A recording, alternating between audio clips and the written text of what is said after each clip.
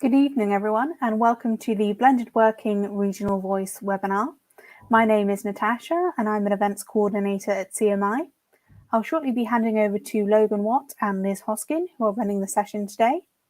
If you have any questions during the webinar, you can ask them using the live chat box on the right of the screen, and we'll answer as many as we can at the end of the Q&A session. Today's session is being recorded and it will be shared with you along with a PDF copy of these slides. Now over to Logan, Events Lead for the CMI Scotland Board. Thanks for that, Natasha. So good evening all. Thank you very much for joining us tonight.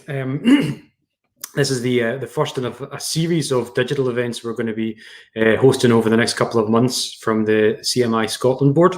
As Natasha had said, my name is Logan Watt. I'm a fairly recent appointment to the board in the role of events lead, and I'm really excited to be here to host this first session along with Liz, who's going to be speaking about blended working, a topic that I think will resonate with a lot of us at the current climate that we're in just now.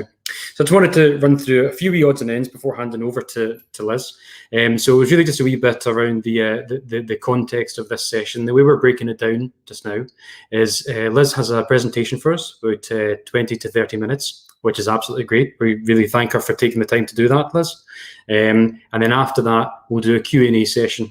Now, we've got some of the questions that have been submitted in advance, and I'll in the background be watching to see if any other questions come in on the chat bit, so do feel free to let us know. We'll get through as many of them as we can for the last half an hour or so, and I'm sure if there's anything pertinent thereafter, we can pick up and probably respond from there. So without any further ado, I will hand over to Liz, our speaker for tonight. So thank you, Liz. Thanks, Logan. I've just put my presentation up so we can get started. Of course.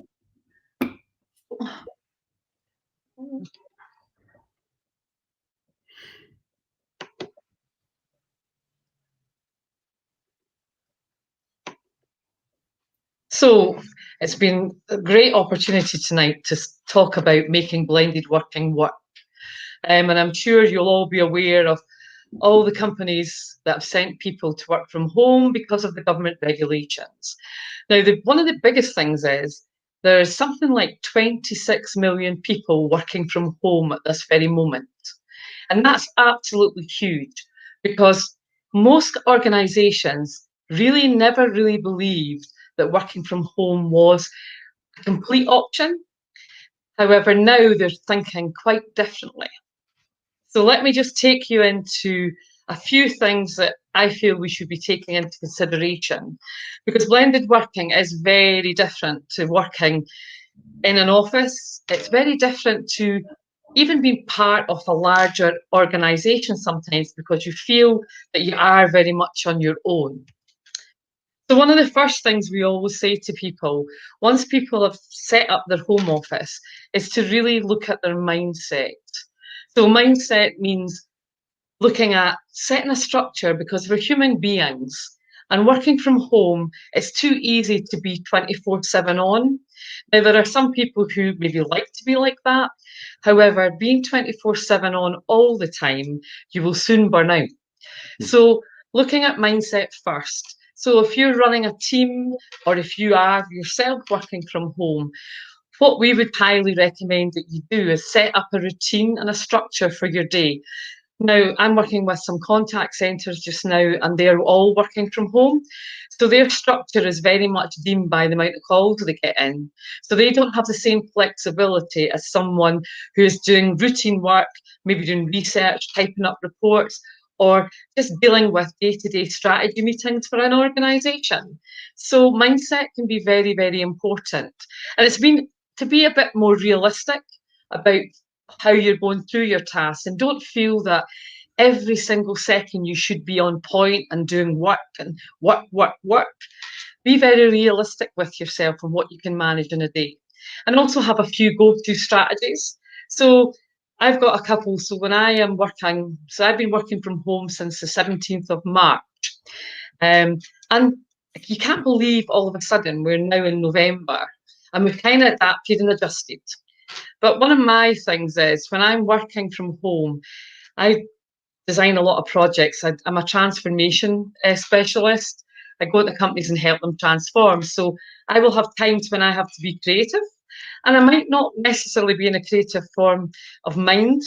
So what I do is I'll take some time out and I'll watch a TED Talk. I'll just look at TED Talk inspiration. So for anyone who's never watched a TED Talk, they are 17 minutes or less, and they give you something to inspire you. It stands for Technical, Educational and Diverse. And really, there's so much you can learn from a TED Talk. But what I like about it is having 17 minutes, cup of tea in hand, sitting down, watching that, away from my home office, just gives me space to not have to think about work. However, what I do get from it is some ideas, creativity, and also a refreshing feeling to then start back. So I use that. I also use mantras and affirmations. And I'm not, although my title is Chief Radiator, I'm not positive 100% of the time. I have lots of energy. However, I like to see reminders all about the place. So I have things like everything always works out for me. I have things like that sitting on my desk, because having that quite close by helps you remember how you can kind of keep going. And also I have a little corner in my office, and it's filled with thank you cards, testimonials, and literally I have that there for the days when I think, oh, I don't even know if I can do this anymore. So having things like that close by to you is really, really useful.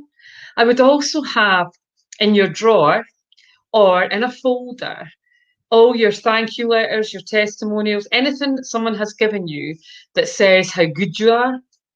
Because for the days when it's kind of grey, well, I'm naturally at CMI Scotland. So in Scotland, we do have a lot of grey days, we have a lot of wet days. So for those kind of days, it's great just to be able to look at something and go, oh, remember that project? Oh, I really liked working with them. And it just inspires you to keep going. And another thing for mindset is, I don't know if you've ever used creative visualization, but sometimes it's a good way to start your week off.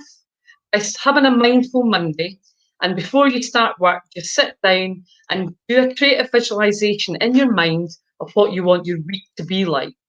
Now, sometimes I don't have any time to do that because I might be starting really early, but it's really nice to be able to do it now and again, because doing visualization kind of gets everything working in your favour.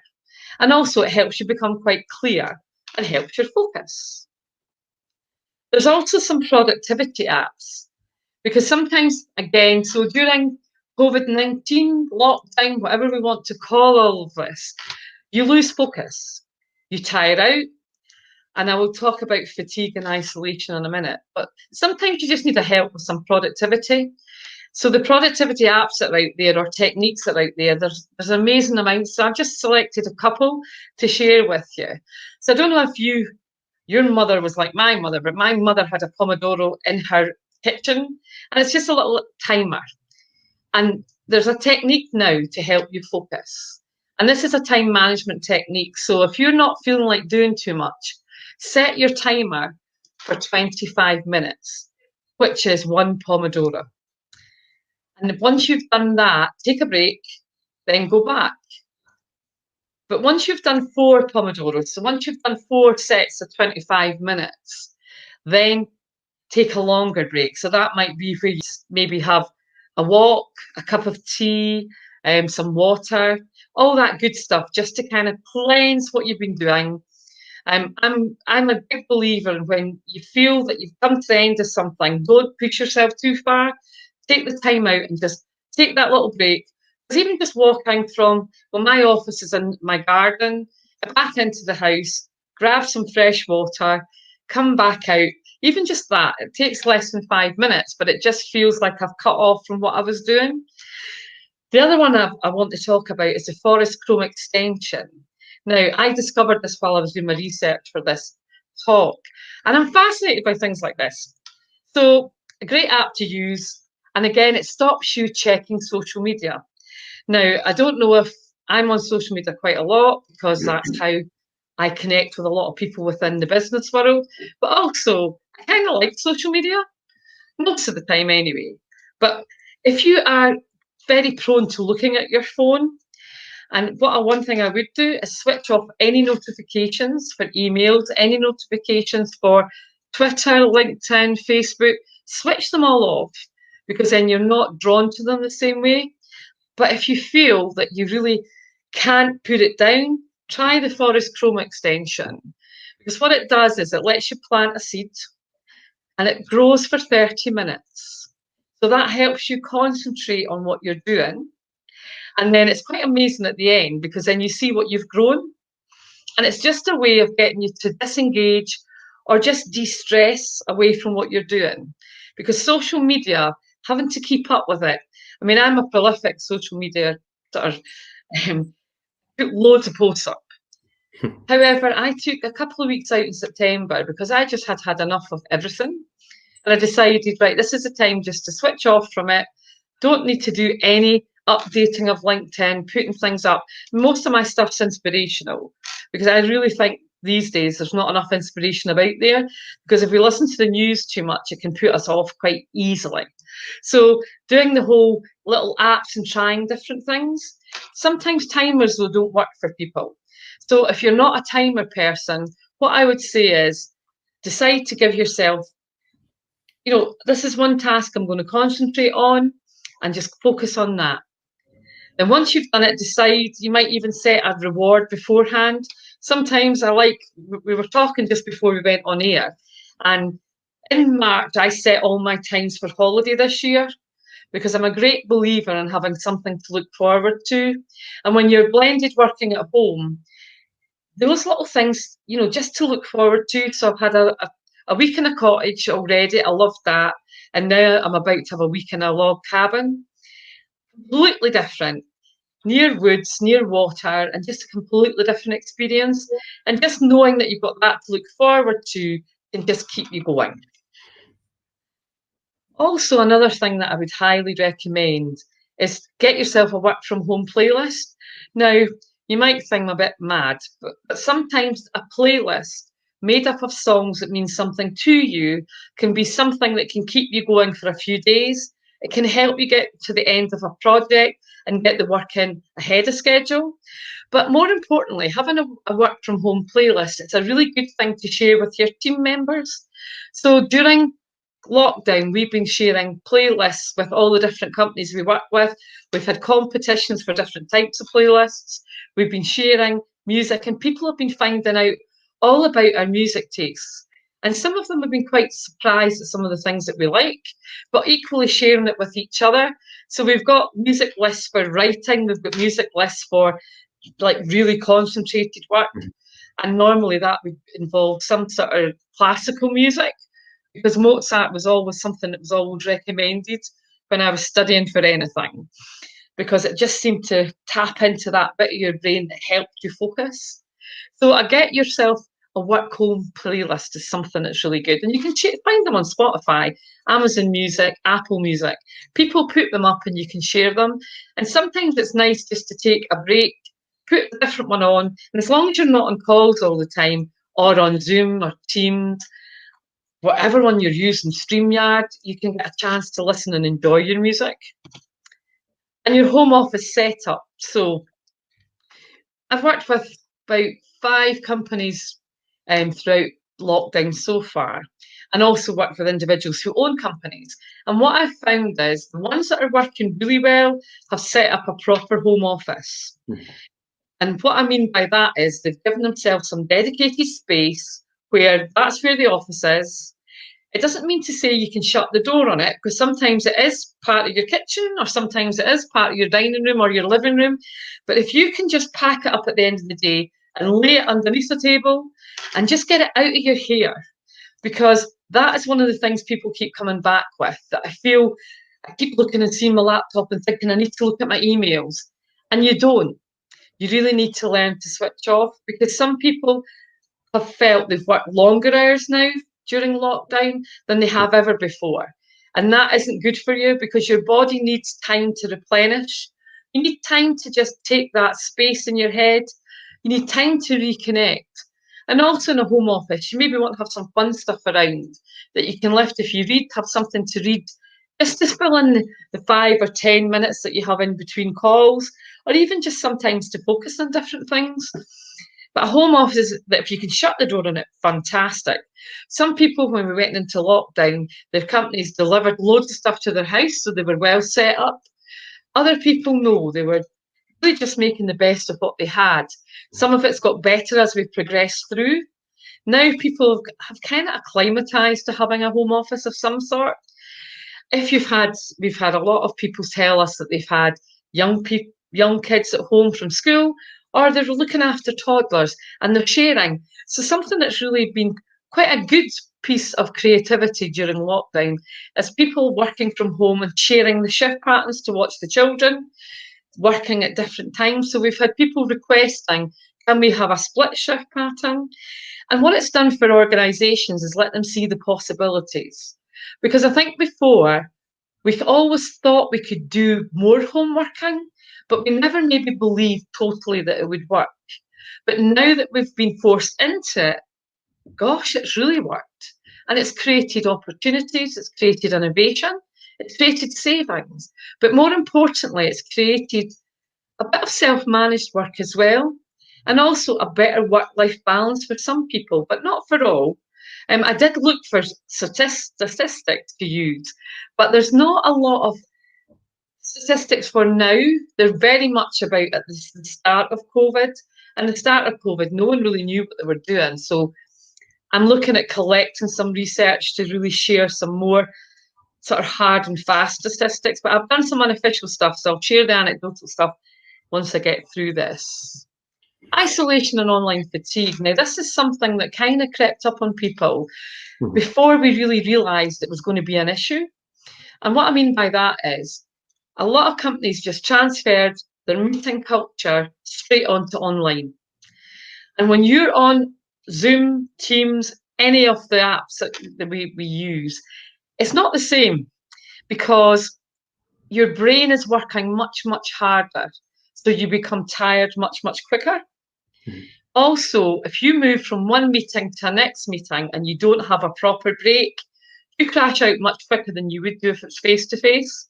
Because you have little things when you're face-to-face. You can have a quick catch-up with someone. You can chat to people before the meeting starts. But when it's online, very few meetings start or give you time in advance of the online meeting starting. I applaud any company that is doing that because sometimes that's the bit that's more important. And also, I'm back to, unless you've got actions from a meeting, you shouldn't be having the meeting. Because if there's no actions, it's not a meeting. So we really need to think about our meeting culture. A lot of my public sector clients are struggling because they're having 9 and 10 meetings in one day. And they're talking and saying, I just can't keep this up. And so we're working on conversation tactics, working on, using the book, Crucial Conversations, definitely, and even using the Difficult Conversations book. But looking at how they can set conversations up to not go to so many meetings, because I think we just kind of get a bit crazy with them. Also, the whole online fatigue, you can find yourself in a meeting, you've thought about what you want to say, then all of a sudden you have brain fog. And you're okay. We're now starting to call it COVID brain, but it is a bit about we just go blank. And it is because we've just overused everything. We haven't had a break. We've maybe not. I always have water, so always rehydrate. I always love to have that around because water is better than anything else. It just gives you oxygen, gives you a bit of a burst. And also, when you're hydrated, your thinking is a bit better. But when you're dehydrated, it just feels like a tiring meeting. Isolation's a biggie as well. So no longer chats to people as you go to the photocopier, chats when you go and make a cup of coffee. So the isolation fatigue is huge. Talking to people over the last sort of couple of months, that's a biggie coming in. Feeling a lack of connection, feeling almost, now I know females talk about imposter syndrome, so do men talk about imposter syndrome, but that is starting to creep in now. The whole imposter syndrome, the feeling not good enough or not feeling enough, it's creeping in because we've no one to bounce off of. So something that we highly recommend is to get yourself a mentor or a trusted buddy, someone who you can put a meeting in to have an online chat, or even better, have a good old-fashioned phone call. If you have a phone call, you can have your pajamas on. You don't need to worry about how you look. You can do whatever you like. But sometimes a phone call, you get a better connection because you're not looking at the person, you're really listening. So we've highly recommended doing phone calls again. Let's get back to some old school stuff because it really does make it quite interesting. Because when people say to me now, can we have a call? And I'll say, what, online or just voice? Because sometimes I really appreciate the phone call. Mentor's a good one as well. If you have a mentor, you can chuck ideas around. Also, highly recommend having at a lunchtime, bringing people back together for lunch. So arranging an online lunch, bring in, share, and just have a snack and share. I'm part of a few mentoring organisations and membership organisations, and one of them has a snack and share every fortnight on a Tuesday, 12:30 to 1:30. We bring our lunch and we chew over the fat probably and discuss problems, brainstorm, and just really enjoy each other's company because we kind of miss that. Another thing that I would recommend too is if you are feeling isolation, if you're running teams and some of your team members are saying this, having some social time. I mean social time just at the back end of work, or if you're really brave and you can take some time out of work, take some time out during the day where you can just meet, have a topic, or even just bring baby photos. We've quizzed each other to death. Sometimes it's just sharing even achievements that you've done, or start an online book club with each other and just share what you've read and what you like, or top tips and hints, but getting everyone involved. Or one that I really loved was a gin sharing evening. We all got together, we got our boxes of gin sent in with all of the list of everything we needed to get out there. We all were online beforehand, sharing all our tips and looking at who had the best array on their table. Who did we think was going to drink too much gin? We had all this stuff going through and see the chat. It was probably one of the best nights just for having a chat. The guy that presented was phenomenal. He did everything we needed him to do. And you know the best bit? When he was finished, we were all still online till about 2:00 in the morning because we really loved it and no one wanted to sort of finish it because it was one of these kind of really good kind of unscripted events. And I think sometimes to unscript things is really good rather than have everything having a theme and a topic. Back to online fatigue. If you feel that you want to put your duvet over your head, it might not just be online fatigue. It might mean that you need a bit extra help. Please ask people. And we talk about Just Ask. So we set up a Just Ask piece within some of the organisations that we work with, where you can go on anonymously. We call it brainwriting. You can go on and say, oh, I'm feeling terrible. There's just too many projects going on. And then we can talk. You can send more messages in. We can then arrange for someone to support you. Because sometimes when you say it, someone else then says, I feel the same. I feel there's so many projects and we don't know where they're going to end.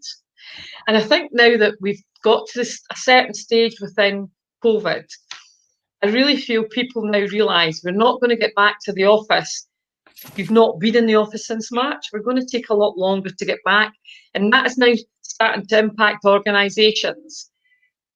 And you know, the best thing they can do is actually talk to you about it and share, because sharing only good news all the time leads to a false sense of well-being.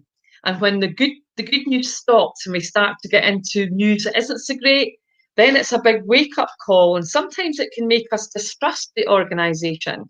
So, great firm believer in share the good and the bad, and be transparent as much as you can, because when you're transparent, then you build trust. And probably two of the biggest things that have fallen from the whole lockdown situation are trust in leaderships and also the whole compassionate communication. So we really need to think on about that as well. And then just before I finish, just talking about some real stories to do with all of this. So blended working for me, if you think of the amount of people that are at home at the moment, if you think of, so Bupa run employee assistance programs, they run wellness helplines. They've had a huge increase in the number of calls from people phoning saying, look, I'm not coping very well. I couldn't get any hard and fast stats because I had a great question from Paul Metcalf about that. I couldn't get any hard and fast stats yet. However, 43% of workers have said that the company have addressed psychological stress at this time positively. So they've actually acknowledged it and done something about it. So that's pretty positive.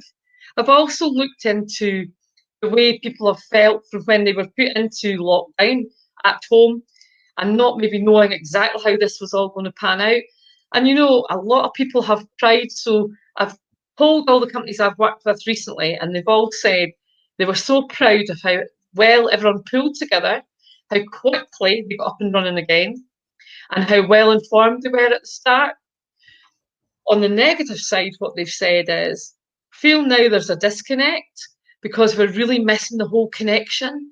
We feel we would like more collaboration because I think now we're getting right into the whole strategy of how we're going to come out the other end. And I think sometimes we're not always communicating with our staff. So it's a bit about asking them to look at some of the issues we have and putting some of the problems out to them to help come up with solutions. Because sometimes they can come up with something that's so much better than anybody else. You know, sometimes we look at the most complex, the most costly solution, and sometimes a really local, on-the-ground solution is so much better. Also looking at some of the things, so looking at businesses that have had to pivot, some businesses ended up losing all their income straight away because they weren't allowed to do anything.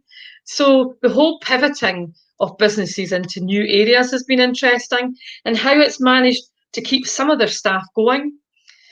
Furlough's been really good for the whole piece of home working, people not being able to get into the office, and now it's been extended. So that has some light, but it's not maybe been quick enough for people who were made redundant.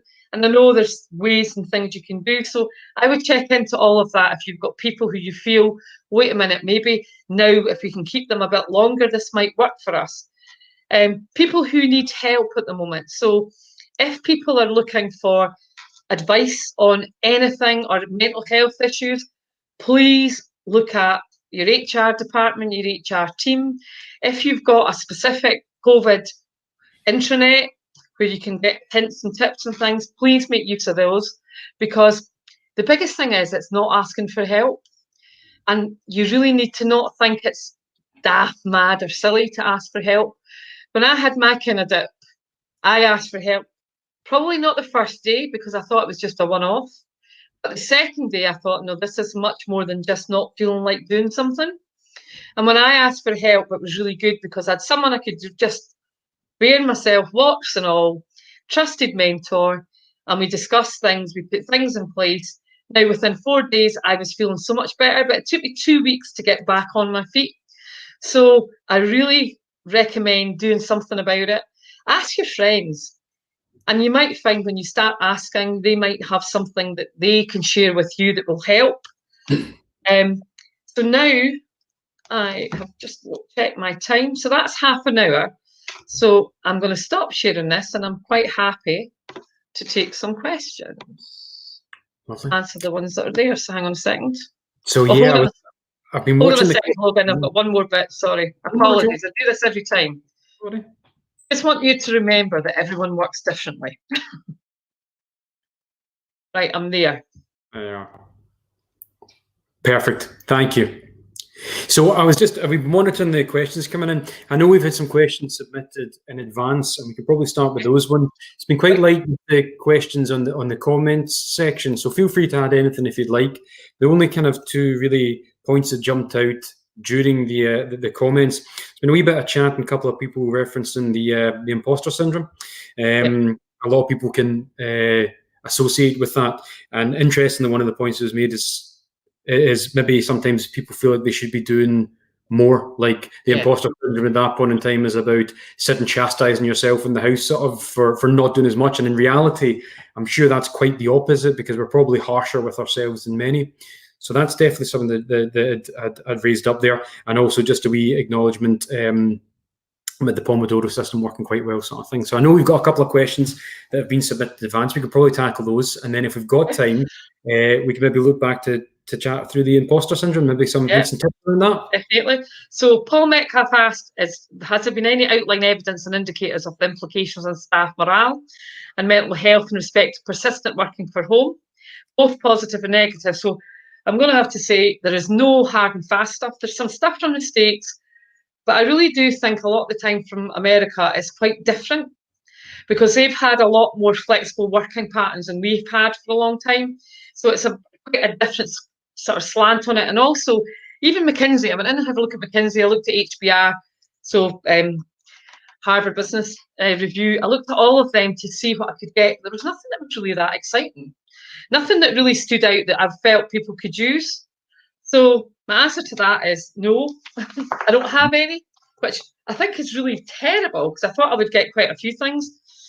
But I mean, there's one website, finder.co.uk, but it was some sort of comparison website. And at first I thought they were giving me really good info, but there was no backup, there was no robustness in it. So I don't want to share that with you. I checked into that just in case, because I thought, oh, that looks quite good. But when I went into the back bit of it, there was no, they didn't cite any of the research things, and I don't like that. So I don't want to talk about that. What I will say is the anecdotal stuff. So anecdotal, we've had overthinking has really affected people. So a slowdown in maybe returning projects or completing projects, because people are almost looking for perfection above perfection. So what we would recommend for that is to get someone maybe to have a look at your project. So someone that you trust. So within the teams, we look at, within all the different teams within organisations, we would look at the different personality types. We'd look at who's really good at project work, and we'd marry them up with someone who's maybe new to it or someone who's struggling, and just get them to share what they would normally do, how they would do it. And the overthinking, sometimes it's good to say, wait a minute, where is this coming from? And take some time just to listen. Listen to yourself, because you'll hear your subconscious, or you'll get a little nudge to say, I know, I'm being over harsh on myself. But most of the time we're too fast to answer without listening to ourselves. And also sometimes phone up 3 people who you know you can trust. If you have a mentor, ask them, because they can really, really help. Other things for morale, the whole connectivity. So connection as in real live speaking to a real human being as you're making a cup of coffee. So we've had a lot of good stuff come back from this, and it's really about informal stuff that organisations are doing. So one organisation puts on a breakfast for the people in the morning. So everyone comes for breakfast and they come up and they just discuss things that have been bugging them. Some of them have had lunch with their MD. Some have had lunch with their team manager. Literally just will have lunch, and different people can come. So they put it out and say, like, who wants to come? Or if a team manager thinks, I think this person will benefit, they ask them, they come along and they have a lunch. And they just chat things through. And sometimes it's back to some of the old good ones, isn't it? A problem shared is a problem half. But, you know, when someone puts their hand up and says, look, I'm feeling really rubbish, it's amazing how people actually start going. I've got here, it's the only question. Sorry, I was just, you've seen the pipe. I was trying to do it quietly, so I think we do have a question as well from the crowd, so I'll let you finish that one, and then we've got another wee question from one of the audience. Brilliant, yeah, no problem. But I mean, really, the negative things are lack of connection, the whole feeling of I'm on my own and lacking confidence. So this last 2 or 3 weeks especially, I've had a lot of people lacking confidence. And it's not because they're doing a bad job, they actually are starting to think that they might do a bad job. So we've been dealing with the whole mindset issue on, wait a minute, so where's this coming from?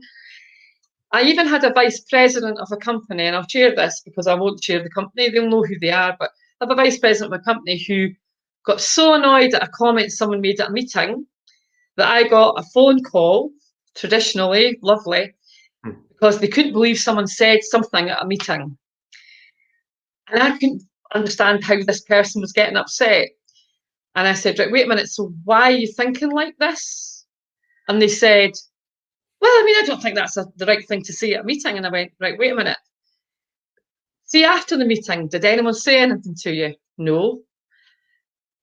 Well, we're going to do a bit of a role play. And we did a little mini role play. And really, would the person really be thinking about it after the meeting? Probably not. but really it triggers something else that they had been thinking about earlier on. It wasn't anything to do with the meeting. So be careful of your triggers at the moment, because some of your triggers will come out when you least expect them, because you maybe are slightly tireder. But your triggers, you need to be very self-aware. So sometimes you might just maybe seek some counsel of someone. So she sought some counsel. We had a laugh about it actually at the end. And it was one of these things when, again, it was someone said something and it hit a nerve. And instead of thinking, why did that annoy me? It was, I have to verbalise it. Thank goodness it wasn't in the meeting. But at least they had the sense to come and do it after it. So that's quite a big thing at the moment. Other negative things are just missing the banter at the office, missing the cakes on a Friday. Some of the really simple things.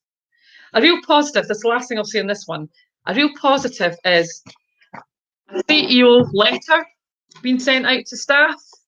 That went down an absolute treat.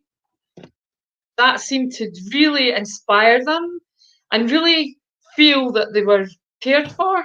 So sometimes a personal letter just sent to the house just says more than a million emails and a million high fives or virtual this or virtual that. Sometimes old-fashioned can be quite good. Anyway, Glow, give me the next question then. Absolutely. So I think we might have teed up with banner, but Doug, thank you for submitting that one. Yes, that's on the screen just now. So organisations still have to make strategic changes during this time, but do you have any tips on how to do this in a sensitive way when people cannot work through in the same way? And obviously, it's a really, really valid point. So it's about having the chat and setting the scene on there are going to be changes. Jobs might even change, but don't see this as a negative. So I wouldn't even use the word negative. So how would I position it? Let me just think. I would probably say something like, so we're about to do a bit of change within the organisation. It might mean that some people's jobs will go. However, it doesn't mean to say that means that there might not be a job someplace else within the organisation. But let me just put the whole situation in front of you. We had one, and the CEO didn't want to tell people that they were going to make loads of people redundant. And we advised, no, involve them at the start, because you might actually get some volunteers. They might not always be the people you want them to go. However, put it out there and start chatting about it, because there's no bad news really. You need to start talking about it. So make it part of your conversation and be transparent, and don't be scared to be transparent, because people, if they know that things have changed and they're involved in it, so the number 2 driver of staff satisfaction is a feeling of being in things. So any way that you can do this and let people know, if it's jobs are definitely going, really the quicker they know about it, the better, because the way the world is at the moment, there are lots of opportunities, but it's about putting a nice, it's not even I wouldn't even say positive spin, being a sort of reality with it, because if we give people only good news, when we hit them with bad news, it hits them like a hammer. So we need to stage it and say, look, this is what we're doing. The reason we're doing it is we're cost cutting. We're trying to save money, because if we save money, this is what it will mean to the company. The companies that are doing it really well, let me go back and have a look at some of my research. And if you send me an email, I can share some of that with you, because there's a couple of companies who've been very overt about everything that they're doing. And, people are quite happy because they feel if they lose their job, they've done a good job anyway, and they kind of feel it's something that's going to happen. So something like that, I'll have a look, because I read an article on that. I just need to find it. But no, I would say open, be transparent, and be sensitive, because sometimes the jobs that are going might not be obvious ones, but you need to maybe talk people through what's happening, because if it is to maybe reduce the size. So if you look at it, there's SS, I'll tell you what it is. I think it might be Scottish Power is one of them. The Scottish Power have said that they will only have 30% of the workforce back into the office. They will never have any more than that. Now, that was a bold statement, but there had been lots of talk up into that. People will still work from home. They're not saying that it's going to mean that folk won't have their jobs, but mean their job will be different. So it's a bit about really getting out there and sharing information. I hope that answers it, Doug. If it doesn't, send me a message and I'll get more for you. That's ideal. I also think you've probably covered off a wee piece of it just earlier on there. If we're talking about the kind of the practical channels for doing that, if it's a sensitive topic, sometimes it may be nicer for the phone call, like you'd mentioned earlier, Okay. than a Teams or something, which feels probably less personable now that we've been doing them all the time. So there's maybe a bit of practicality there. But we can do a couple of that. I think the sensitivity bit is very crucial. So again, you have to depend on what it is and what is going to happen. Will definitely depend on the approach, but it's sometimes nice to start a conversation going before it actually gets to the stage where places are closing or places are losing jobs, because then at least then it's not coming as a shock horror. Because I think it was one company sent a mass text out to people to tell them that it was closing, and that was just the worst thing they could have possibly done. They've lost everything, just by doing that. I don't know who recommended that, but I would definitely say that's a no-no. Absolutely. Okay, definitely. Well, that's a thank you from Doug there as well. So that's great news. That really is. Do no other questions just now on the comments? Do we have anything from a preset question? Or so I've got Jane. A lovely question from Jane Wilson. So Jane Wilson has said, working from home means no opportunity to have informal coffee room discussions, no exposure to colleagues, especially in those in senior management positions. And it's so true. So what we've said is, for the managers, so when we're coaching all the leadership teams, we're saying to them, you need to make yourself available. So you no longer can just have an open door policy, but what you can say is, look, I'm going to have a private meeting room on Friday between this time and this time. If you want some time to just ask me something, just book a slot. And that's worked really well. Other people, we've talked about, it's even harder now to give people feedback, because if they're working from home, you're no longer just wandering through the office, you hear something really good and you want to appreciate it. So what we said is, what you need to do then is have discussions with people, set up some discussions about what we do. A thing called an action review, and the action review is pluses. So what's went well this week? So we have a 5-minute action review stand-up meeting. So if it's on Zoom or anything like that, we would literally just have people bring your good things that have happened this week and bring some of the challenges. And we're going to talk about them for 5 minutes for each team, because you shouldn't need to talk about them much longer. But if you do, then that's a completely different kind of meeting. So you're still getting access. But some of the leaders have been pretty accessible. So they've done ad hoc coffees with people, sort of saying, look, do you fancy a coffee? Because someone said, wait a minute, I think they really could benefit from your ear. So we still have the unofficial network happening. Some people have set up WhatsApp groups. Now, I am big on trying to get as much done face-to-face or on phones. But if you feel it, WhatsApp's quite good for doing that, because you get the message straight away. Slack's good for it. You can use, what's the other one we were using? There's another one. There's a whole load of online ones, but I think the Slack and that, because it's on your phone, makes it quite easy to have work streams on it. You can use Teams as well, but sometimes people just want the phone call to know that no one else is going to be popping in. So you better FaceTime with them, isn't it, sort of thing, directly? Yeah. I'm just having a look at this. Other things we've said is, if you are missing connection, look at some people that you haven't spoken to for ages on LinkedIn. Send them a message and set up some time to have a chat and have a catch up. I've done that with a few people, and it's been brilliant just catching up to find out they've had similar responses to stuff when they've been doing it. So it's been quite good to just reassure that we're on the right track with things. Next one is Melvina Thomas. How do we overcome the fatigue that comes from telecommuting? How do we protect our health and well-being? How do we increase productivity? I love this bit. Beat stress and fatigue. So increasing productivity is smarter working. So really set out, have a look at your to-do list, because I was looking at some leadership to-do lists over the last couple of months, and some of them have enough to actually sink a chip on them. What I would say is, have the least amount of stuff on your to-do list. Only put on things that are really critical and you need to do them. Don't have must, like, so we used to do like must, shoulds and coulds. At the moment, I would have your must on it and your shoulds and coulds, don't put them on it. You know, just have the things you must do, and it might be one big one and a smaller one, but don't have loads on, because what happens is you sink yourself, because you look at it and go, oh, well, but there's a nice one, so I'll do that one. And productivity goes down, because we all like the nice stuff. Another way to do it, there's a woman in the States called Mel Robbins. So she's got the whole kind of blast off scenario. So what she says is to get more productivity, if you're not feeling like it, is to give yourself a countdown before you start. So if you're not feeling like starting in the morning, she was depressed, she's in her bed, she'd lost her company, she was ready to lose her house when there was a space shuttle launch.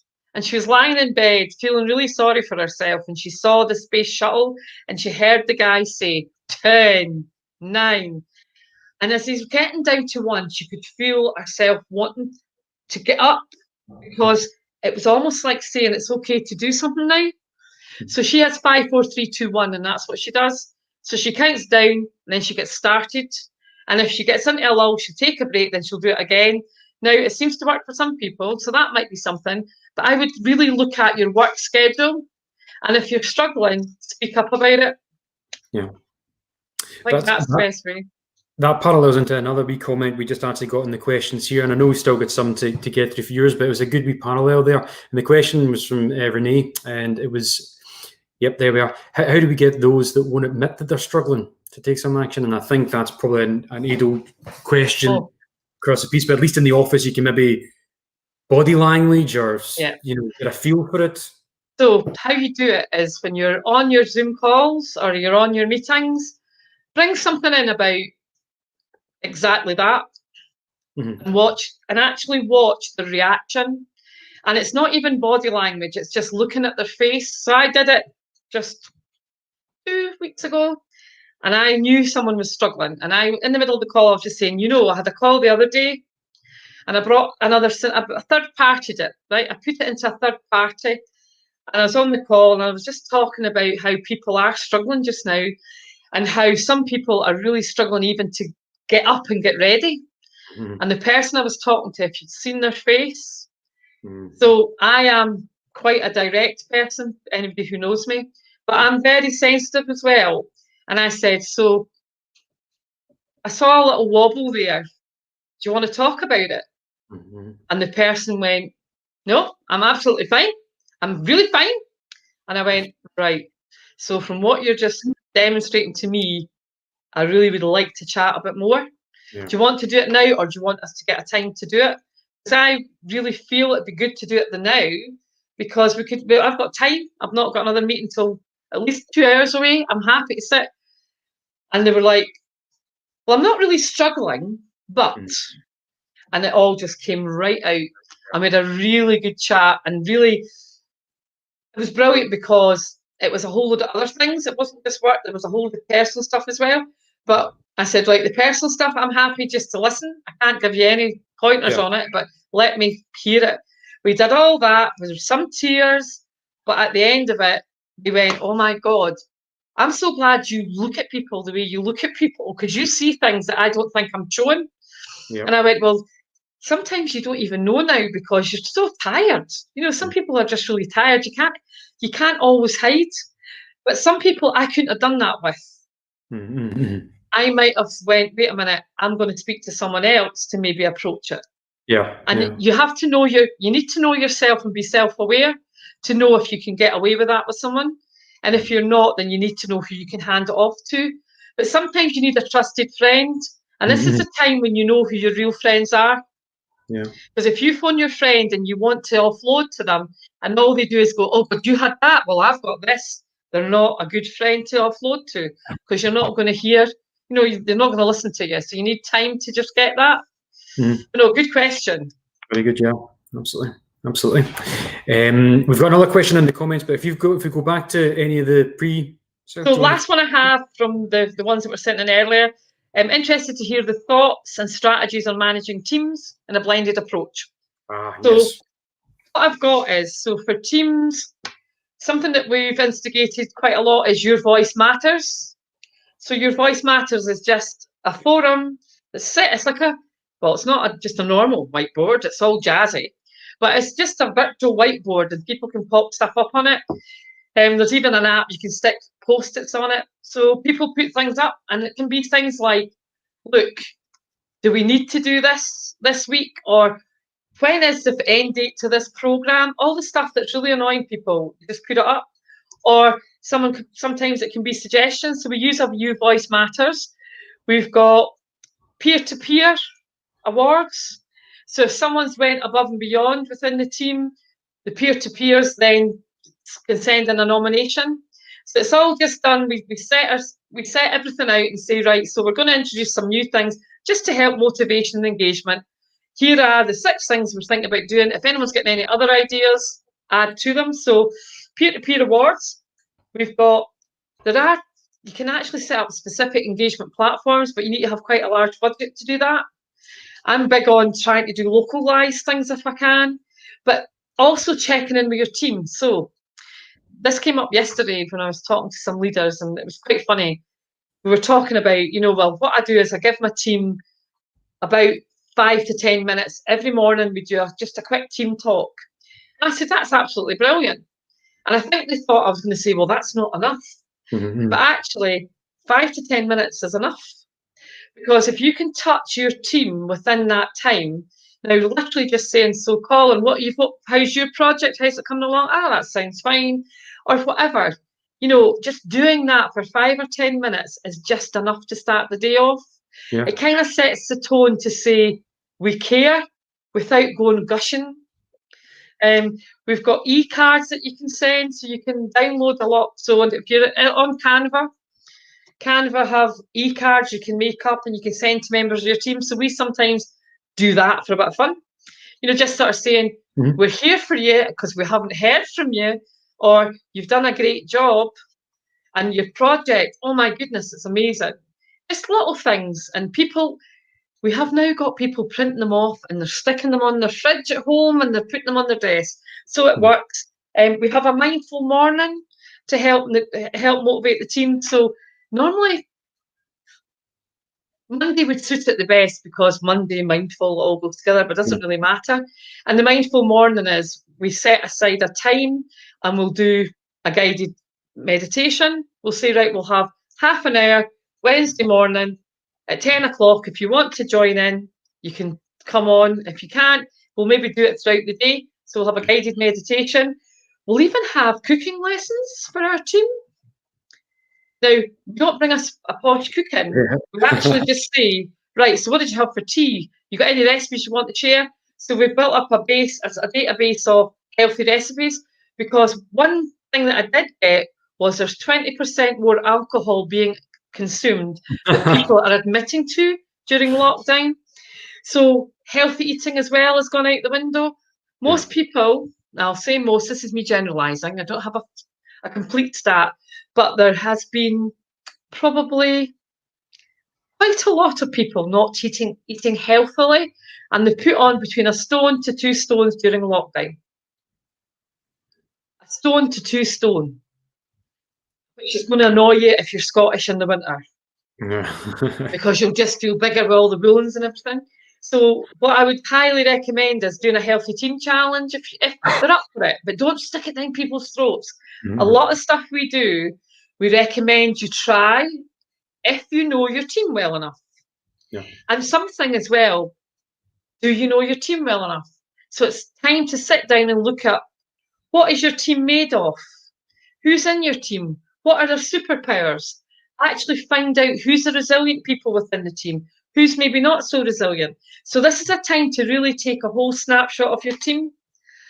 We're doing that with every business we're working with, and it's paying huge dividends because we're now finding things that people can do that we've forgotten about, or extra skills they've learned during lockdown that we didn't know about. So what did you learn when you were maybe at home at the start and maybe weren't working so hard? And I've had people, oh my God, some people have climbed Kilimanjaro by steps, the amount of steps they've done. And you're like, my God, just knowing all that sort of stuff. What else have I got? a reading club. So we've got a few people with book clubs. So they suggest a book. A film club suggests a film. The gin club is a really good one. But even doing a social one, and not saying it has to be alcohol. Let's have a social. Bring your cup of tea, your gin, whatever you want. But let's just chew the fat. And say from 5 to 6:30, an hour and a half. I bet you'll still be on it till 8 o'clock. Yeah. Because it's the little informal ones that are paying the dividends. Mm-hmm. You know, we stayed on one, and there's probably about 15 people started it. It was left with 4. Mm-hmm. And we sorted out loads of things in those with the 4 people that were left. And I mean, like major things, because we could bounce off each other differently to how we are maybe during the day. It was very different. And also training. Do some training with your staff. That's a brilliant way to keep them motivated.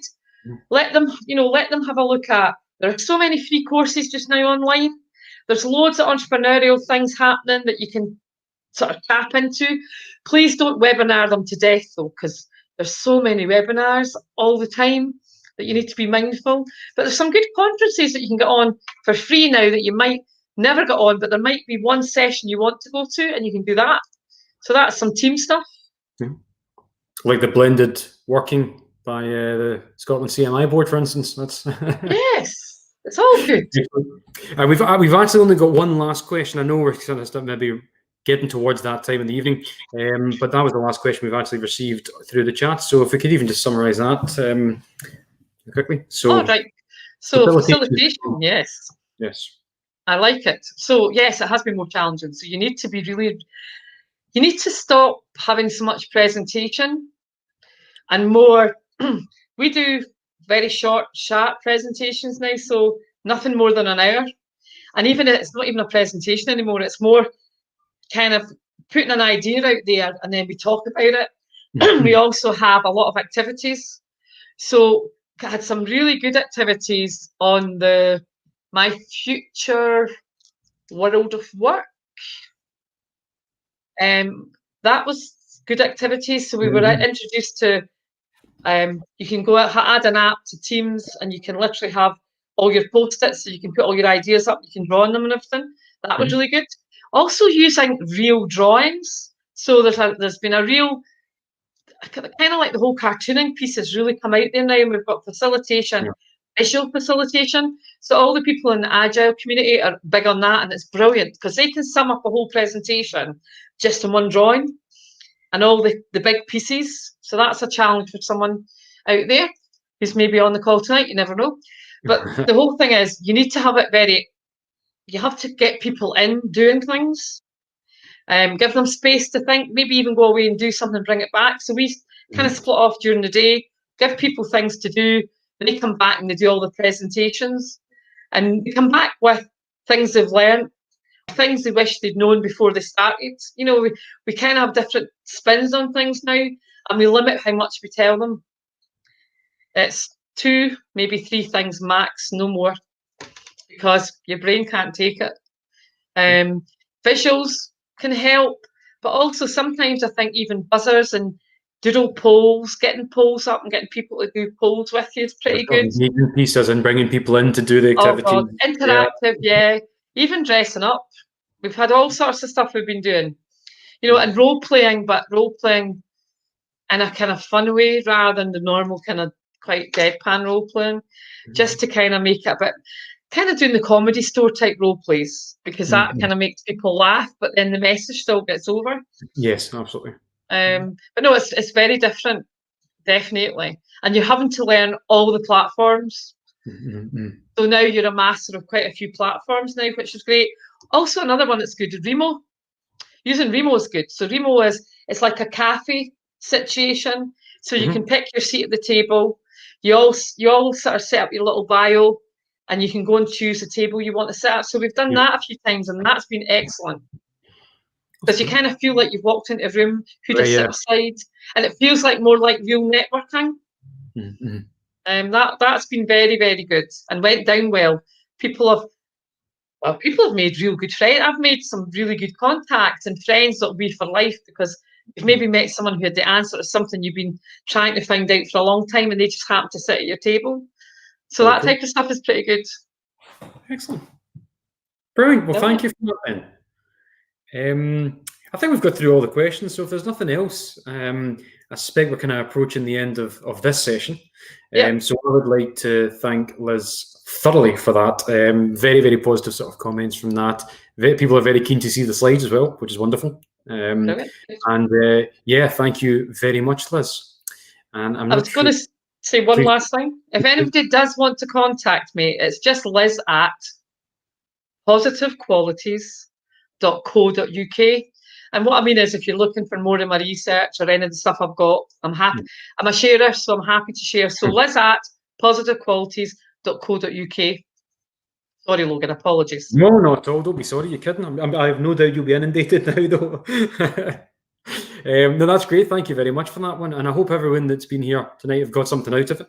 And as I said, over the coming months, we'll be making sure that there's the Scotland CMI board are releasing more digital events over the next wee while. And we look forward to seeing you at those. And Natasha, do we have a wee close on that one now, or is that good to go? Thank you for watching. Thank you for watching all. Really appreciate your time. Have a lovely evening. Brilliant.